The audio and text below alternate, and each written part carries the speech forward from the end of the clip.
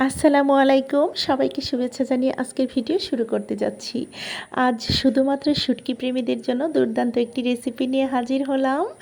কচুরলতি চাপা শুটকি দিয়ে কিভাবে আমি রান্নাটা করছি সেটা আপনাদের সঙ্গে শেয়ার করতে যাচ্ছি। আশা করি রেসিপিটি ভালো লাগবে। ভালো লাগলে অবশ্যই লাইক, কমেন্ট, শেয়ার করতে ভুলবেন না। আর নতুন বন্ধুরা চ্যানেলটিকে সাবস্ক্রাইব করে আমার পাশে থেকে যাবেন।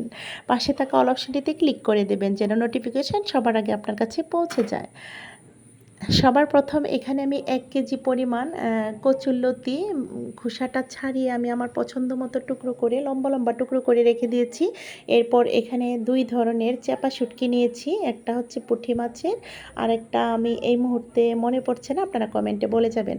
তারপর এখানে কাঁঠালের আঁটি নিয়েছি, পাকা কাঁঠালের আঁটি আর আলু, এখানে 3টা রসুন, একটা পেঁয়াজ, কিছু কাঁচামরিচ।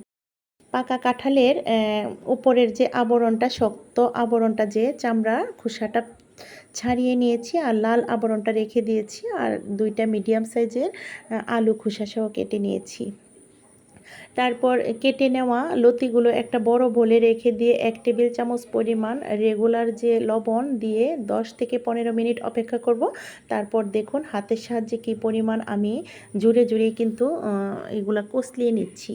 তাহলে কিন্তু ময়লাগুলো যে ভেঙে যাচ্ছে না, কিন্তু দেখতে পাচ্ছেন আমরা কিন্তু লবণটা দিলে এটা ভালোভাবে এটা কষলিয়ে নিতে পারবো। অনেকটা সফট হয় আর চুলকানো ভাবটাও থাকবে না, আর পরিচ্ছন্ন হবে অনেক। লতি একটা মাটিতে থাকে, অনেক একটা পরিচ্ছন্নর ব্যাপার স্যাপার আছে, সেজন্য আমরা লতিতে লবণ দিতে চেষ্টা করব, লবণ দিয়ে ধুয়ে নিতে চেষ্টা করব। এরপর চুলাতে একটা কড়াই বসিয়ে দিয়ে 1.5 টেবিল চামচ পরিমাণ সয়াবিন তেল দিয়ে দিয়েছি।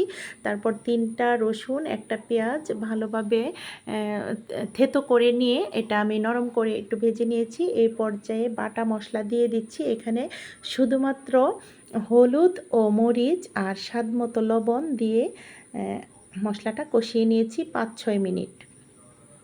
মাঝখানে একটু ঢেকেও দিয়েছিলাম। তারপর ঢাকনাটা সরিয়ে আবারও একটু নাড়াচাড়া করে এখানে দিয়ে দিলাম পাকা কাঁঠালের আঁটি ও আলু ভালোভাবে ধুয়ে এগুলো পানি ঝরিয়ে নিয়েছি। তারপর এগুলো ঢেলে দিয়ে সামান্য পরিমাণ নর্মাল পানি দিয়ে দিয়েছি যেন এই কাঁঠালের আঁটি ও আলুগুলো একটু সেদ্ধ হয়, মানে একটু কষানো হয়।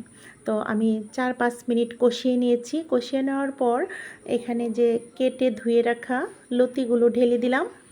ঢেলে দিয়ে গা মাখা করে নিচ্ছি সমস্ত মশলার সঙ্গে। খুন্তির সাহায্যে ভালোভাবে উলটপালট করে নিতে হবে, মশলাটা যেন একদম গা মাখা হয়। বেশ কিছুক্ষণ নাড়াচাড়া করে এখানে 5-6 মিনিটের জন্য ঢেকে দিয়েছিলাম। 5-6 মিনিট পর ঢাকনাটা সরিয়ে আবারও খুন্তির সাহায্যে ভালোভাবে নাড়াচাড়া করে নিচ্ছি। মশলাটার সঙ্গে লতিগুলো ভালোভাবে কষিয়ে নিতে হবে কিন্তু।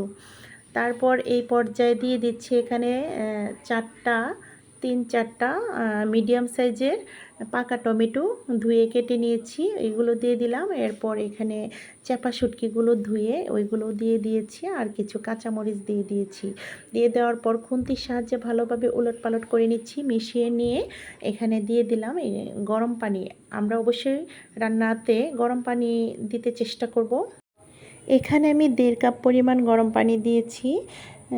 এই রেসিপিটা একদম পোড়া পোড়াও হবে না, ঝোলও থাকবে না, একটু ভেজা ভেজা থাকবে। সেই জন্য কিন্তু আমি এখানে 1.5 কাপ পানি দিয়ে একটু নাড়াচাড়া করে 10 থেকে 12 মিনিট মিডিয়াম ফ্লেমে আগুনটা রেখে রান্না করে নিয়েছি।